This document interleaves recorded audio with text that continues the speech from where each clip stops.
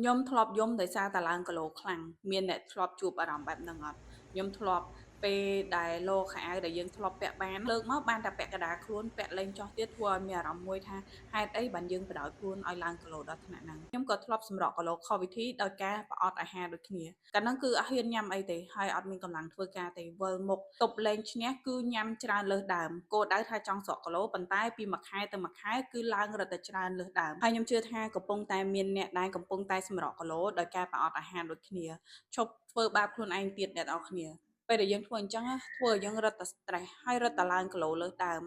មើលណាគេខ្លះដែលកំពុងតែចង់ស្រក់គីឡូប៉ុន្តែគីឡូចេះតែឡើង